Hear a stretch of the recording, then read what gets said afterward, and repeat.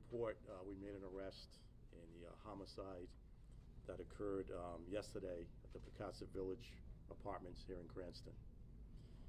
We arrested today, a short time ago, around 10:30, with the assistance of the Massachusetts State Police, Violent Fugitive Task Force, Boston Police Department, Cranston Police Detectives, Rhode Island Violent Fugitive Task Force, U.S. Marshals, all took part in an arrest of DeMauro Montero of Fall River, Massachusetts. He was arrested for the murder yesterday, so he's being charged with first-degree murder, 1 count, and likely some other charges will follow. The murder happened yesterday at approximately 9:21 a.m. We were notified of a person lying in the parking lot of that apartment complex. Our officers responded and found a young man identified as Eduardo Laron Colin, age 16, of Providence, fatally shot at that location. He had a single gunshot wound to his chest, and he was pronounced deceased at that location. The detectives did an outstanding job. Here we are, a little over 24 hours later, with the subject in custody. The preliminary investigation and surveillance footage captured the homicide at that location at 2:53 a.m., where 4 shots were fired, 1 fatally striking the victim. During the confrontation, there were 3 people that exited a stolen vehicle that arrived at the apartment complex, one of them being the victim.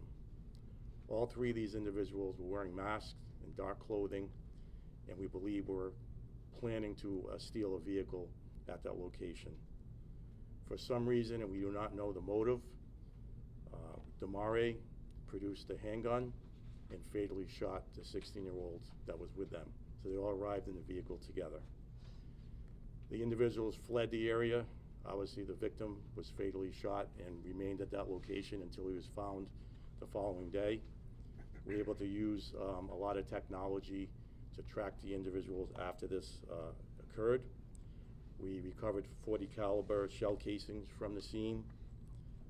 As I mentioned, the video capturing the incident, and we seized 2 vehicles connected to the investigation. We work with our partner agencies, Providence Police, Fall River Police Department, Coventry Police Department, and the Rhode Island Attorney General's office during the investigation, which led to this quick apprehension. And again, I can't commend the detectives enough. They normally would be here, but they're still chasing leads. This investigation is far from over at this time.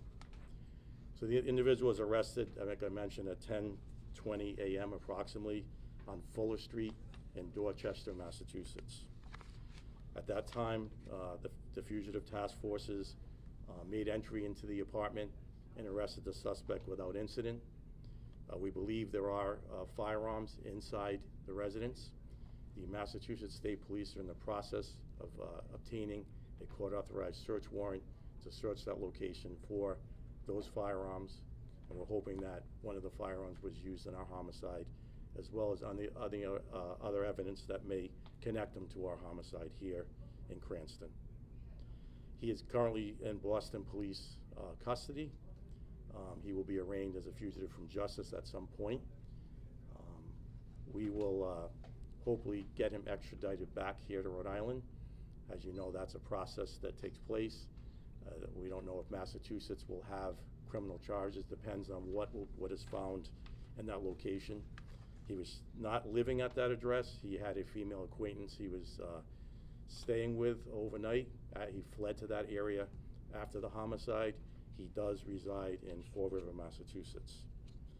And I just, myself and the major, had the unfortunate task of informing the 16-year-old's mother and sister about the death of their loved one. And I can tell you that is a difficult thing to do for us. And this is a young man. It was a senseless tragedy, a senseless act of violence. We still don't quite understand why this murder took place. But our thoughts are with his family as they grieve the loss of their son and brother. So anybody out there, there might be other people out there that have information that led up to this incident. We're asking that they contact the Cranston Police Detective Division. We also have an anonymous tips line that's in your press releases. So that's completely anonymous, and we can communicate back and forth in that manner. So the investigation's far from over, but there is another individual that we believe might have conspired to commit this crime, and we're working to identify him and also bring him to justice. So we believe there were two suspects, one shooter and one person that conspired. And so our goal is to identify the other person, and based on the great work that our detectives do, I believe we'll be successful in that. But very happy. There is some level of closure for the family, but this is an unusual incident. I mentioned yesterday, we go to that apartment complex very rarely. It's a very quiet neighborhood. I know you all spoke with the neighbors there. They'll tell you that rarely does anything like this happen. Cranston remains a very safe city, but the bottom line is we are a city of 80,000 residents. And at the end of the day, there's going to be crime. And I can tell you any major incident that's happened in this city has been solved quickly thanks to the great work of our detective division and our patrol officers. So I'll take any questions you have at this time. Do you have a description of the conspirator you were looking for? We will put that out. You know, unfortunately, these individuals are wearing dark clothing and hoods and masks, so obviously that makes it difficult, but we will put out a basic description, but it's going to be pretty basic, so that's why we haven't really put it out as of yet. Colonel, again, the victim arrived with the other two at that apartment complex? Yes, they arrived in a stolen vehicle that was stolen out of Fall River a few days before this incident.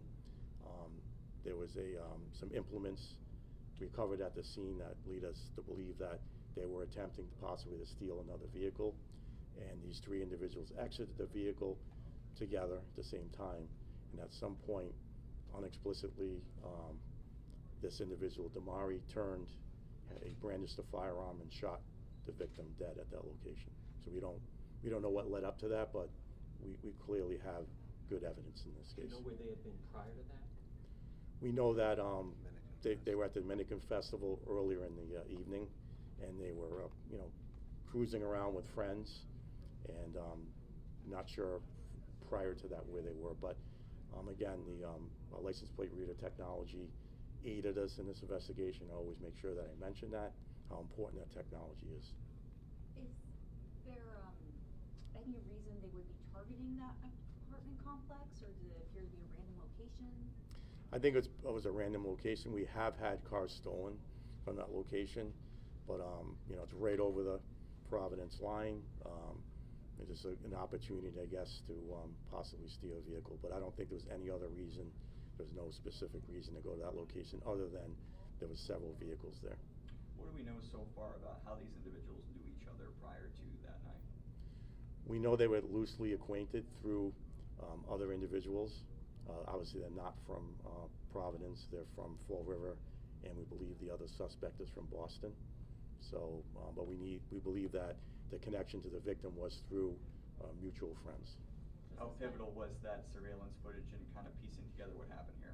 I mean, anytime you get an actual video of a homicide, it doesn't happen that often, and it was a very clear video. A lot of times you go to an apartment complex, the camera's facing another direction, or that's an old system that is grainy. This was extremely clear. It had audio as well, so you could hear the shots, and literally it happened right in front of a camera. So that was helpful, but there was a lot of detective work that needed to be done because, again, they were wearing dark clothing, hoods, and things of that nature. So, again, these detectives worked around the clock, literally from 9:21 a.m., and I was here pretty late myself, and then the next morning, right through the night, and to make sure the subject got placed in custody without incident. He's a very dangerous individual. How challenging was that for you guys in terms of the fact that the body was there for roughly 6 hours? Did that make it more challenging for you? Not really. Again, we have the video evidence, and the medical examiner's office arrived, and we were able to collect. A lot of the evidence wasn't really disturbed. There was one vehicle that was struck by a round, and you might have heard the story, but her window was shattered, and she didn't realize it. She went to work and heard like a whistling noise and realized the window was shattered. What's unusual is there's 4 very distinct shots that go off, and not a single person called the police. And I don't know if they thought it was fireworks. I'm not sure the reason being, but we we frequently get calls for noise complaints and things of that nature. So I was a bit surprised about that, but the video surveillance was a really big piece of evidence for us. Will you be releasing any of that surveillance footage? No, unfortunately, we need to close hold that because it's going to be part of the prosecution, and especially if other witnesses come forward or other suspects, that's going to be a key piece of people having intimate knowledge of what happened there, so we won't be able to release that. Did they leave the scene in the same stolen car? Yes, they did. Was that 16-year-old sort of obscured by other vehicles, you know, on the ground, or like how visible was he, you know, from where he was lying? Not very visible. So he was lying next to a car towards the bike path. There's a fence there, so he was in between a car and a fence. Nobody would really walk there until the morning. So, you know, he was laying there from, you know, around 2:30 a.m. all the way to 9:21 a.m. when we got the call. That suspect vehicle, was it a car, SUV? It's a Hyundai Elantra sedan. Carl, is that the one, what can you tell us about Aleppo Street, and then there was activity last night on Joslin Street? Yeah, so Providence recovered that Hyundai Elantra on Aleppo Street, and that was later on in the evening. And so we do have that vehicle here at Cranston Police Headquarters. And what was the other location? There was police activity last night, I saw on Joslin Street. Yep, so we did go to Joslin Street with Providence. We had information that the victim's phone was pinging at a residence there. So to use all precaution, we worked with Providence Police Department and used their tactical team to make entry, and there was nobody inside when they entered the location. Can you tell us what section of Providence the victim is from? He lives in that Joslin Street He area. lives there? Yes, the Manton Avenue area. Oh, wow. Yep. Is there any more information you can share about the victim? Did he go to school in the Providence area? Was he involved in the community at all?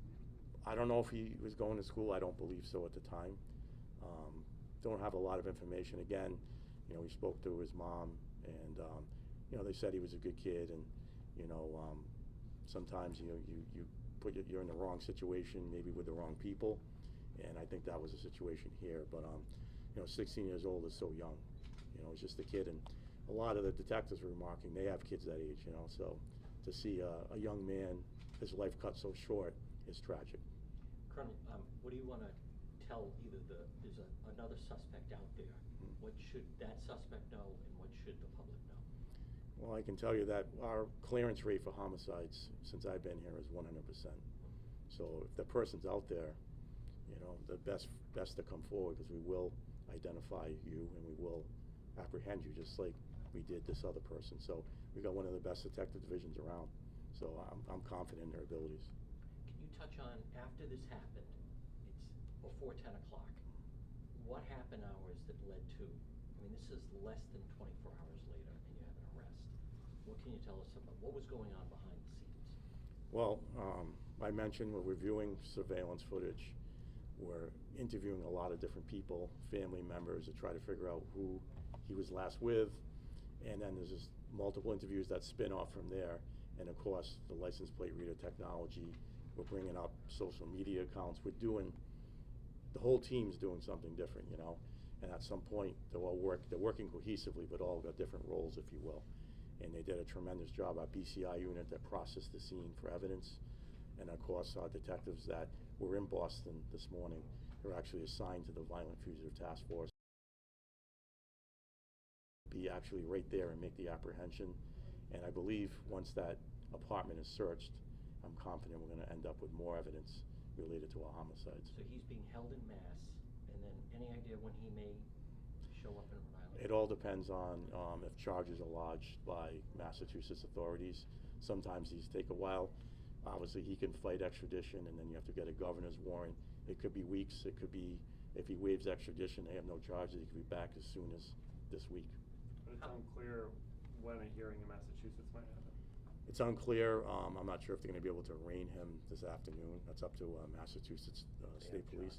Yeah, we don't know if they have charges, but he will have to be arraigned as a fugitive from justice, and then how he decides to go from there. But I'm assuming he'll be held until he's either extradited back here and he'll face a first-degree murder count.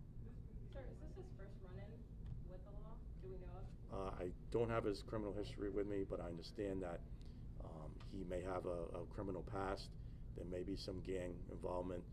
He's originally from Chicago and moved to Fall River not too long ago. So that's kind of how he knows some of the people here that lived in Fall River, that live in Providence now. So there was a lot of work, and like Fall River PD was great to work with. They were very helpful, and some other departments that I mentioned, they all played a role. Can you touch on the detective division and just, it's my impression the group worked through the night on Yes. this case. Yeah, they didn't stop, so kudos to them. They, like, again, we don't get a lot of homicides in Cranston, thankfully so. But when we do, it's all hands on deck, and that includes myself, the major, whoever else. So we were here very late into the night, early morning. They made great progress. The murder warrant was signed late last night, about midnight, a little before midnight. And once that warrant was signed, we began tracking him, and we were able to track him up to Boston today, and he was arrested without incident. Going back to that, the homicide, is this the first homicide this year? Did I miss that?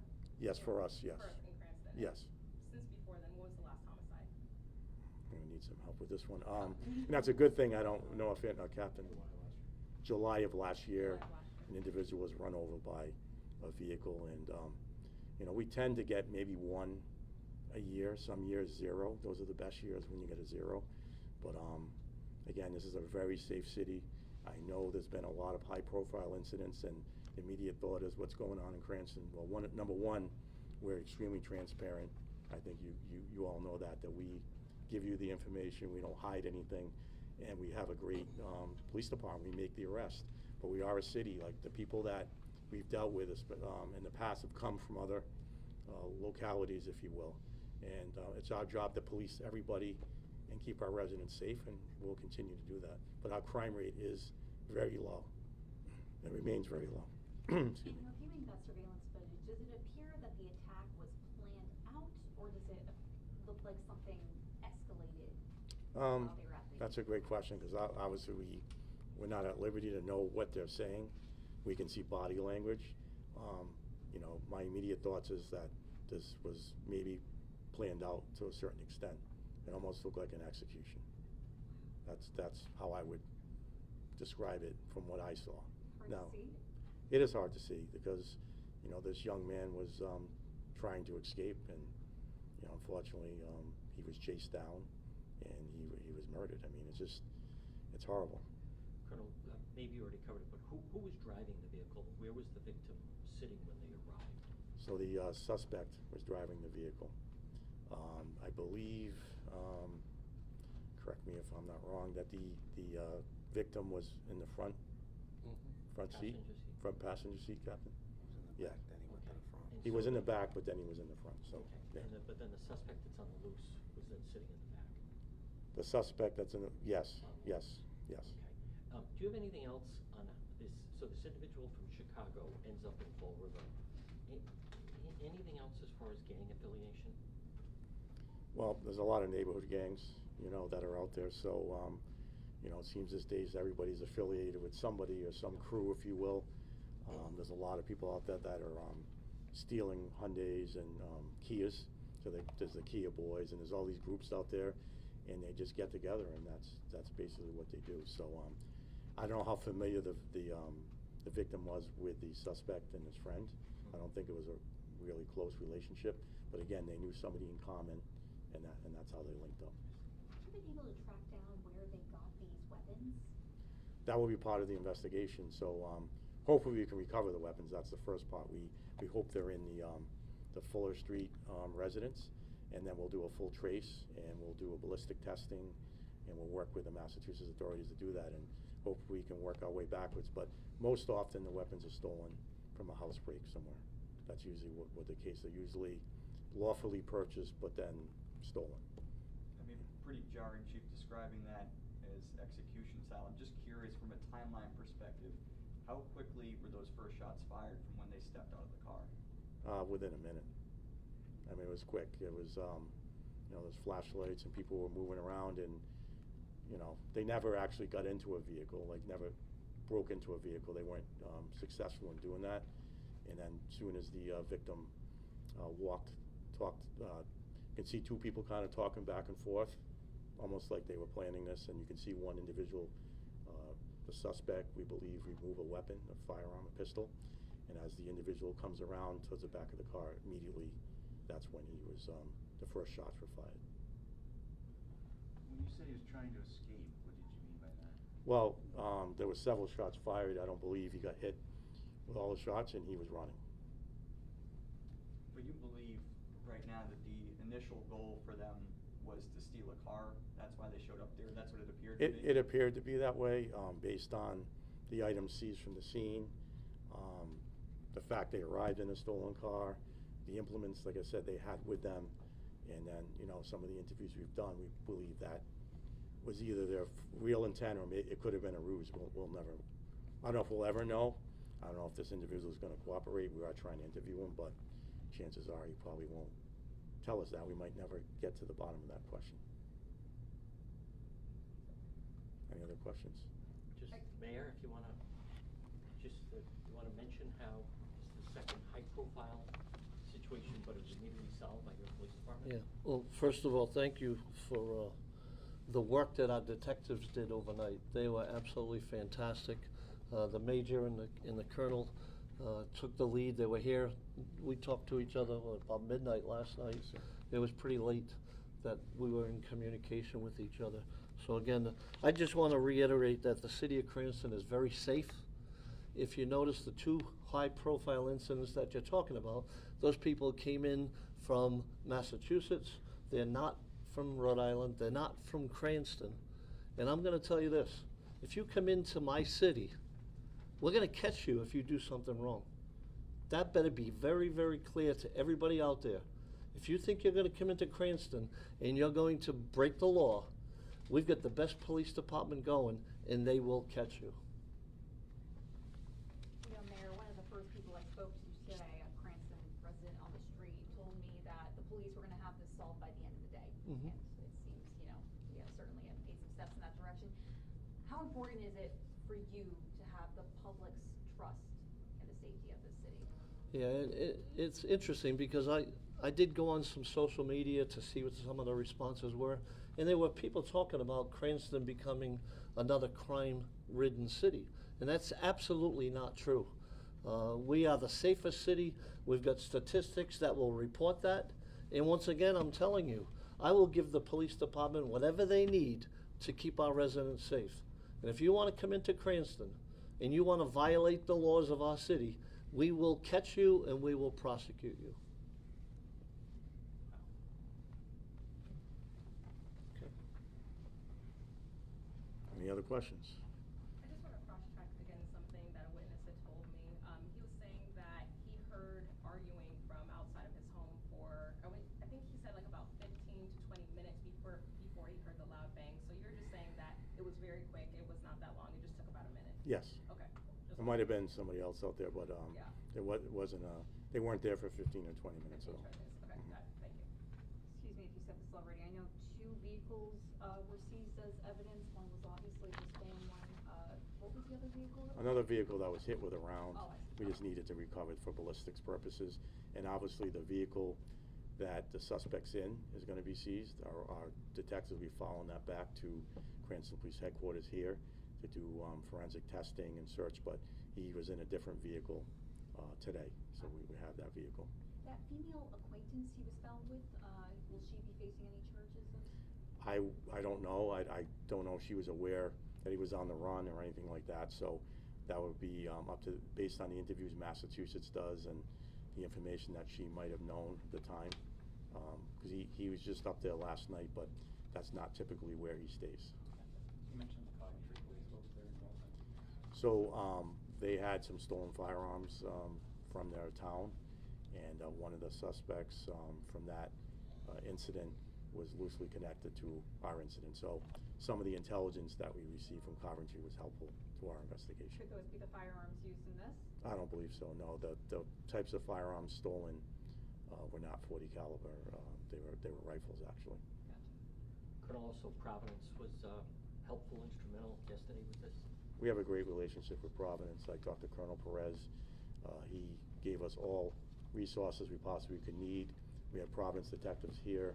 They were very helpful, the juvenile unit and some of the other detectives. So Yep, they were very helpful, and, you know, obviously, to basically do an assault, if you will, on a home like that with a SWAT team, it takes 20 plus people, so you can imagine there's a cost to that too. But that was the only way you could safely execute that search warrant, so there was nobody inside, but you don't know what you're facing. And they used their Bearcat vehicle, which you're familiar with, and I'm very happy to report that, thanks to the mayor's support, we have ordered our own Bearcat, and we will have that sometime in June of next year.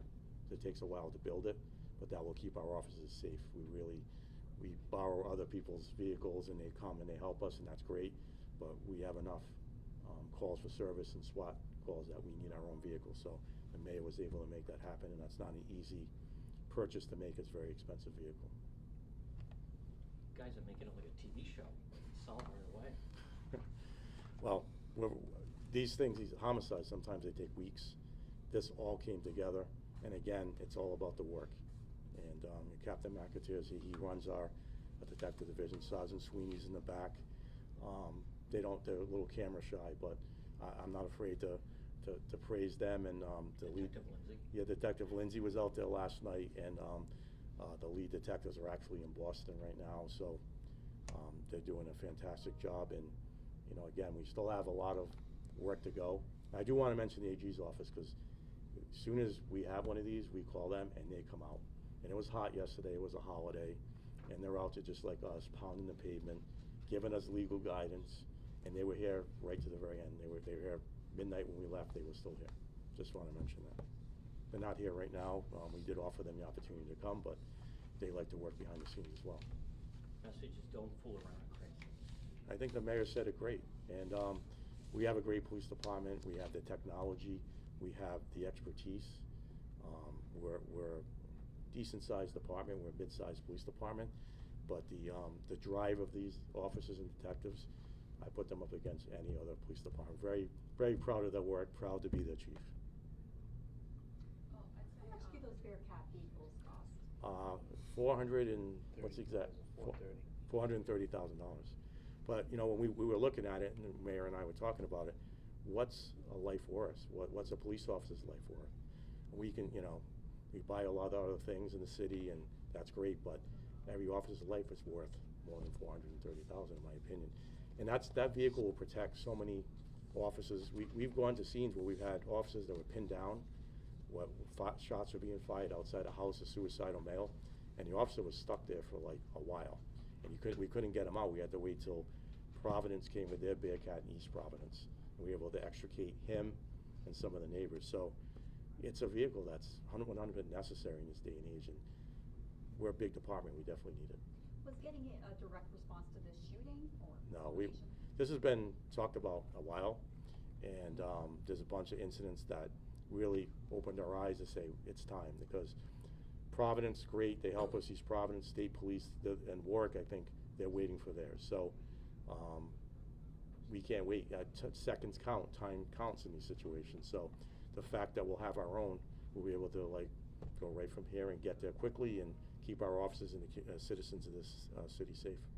I just have one last question. So I know you mentioned earlier how unusual it was that no one reported the loud bangs that they called, that you had reported in. I'm just curious, was it all surprising that there was a body that was also out there for as long as it was? It sounds like maybe 6 hours and no one saw it until 6 hours later. It was somewhat odd, but if you saw where some of you were out there yesterday, but it was a far parking lot area, and it was like he was lying right next to a vehicle, and there was a fence on the other side. So yeah, I guess nobody really, you know, goes that way. There was no other cars really parked around it, so it was a little bit odd, but not totally, you know, not totally off that it wouldn't happen that way. But yeah. Yeah.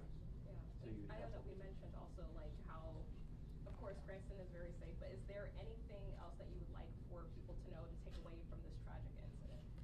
Well, we need your help. I mean, at the end of the day, when incidents happen like this, somebody always saw something and they said, you know, I wonder if I should call the police. You know, it's so small of a detail, but that detail could be the difference between us solving a case and not.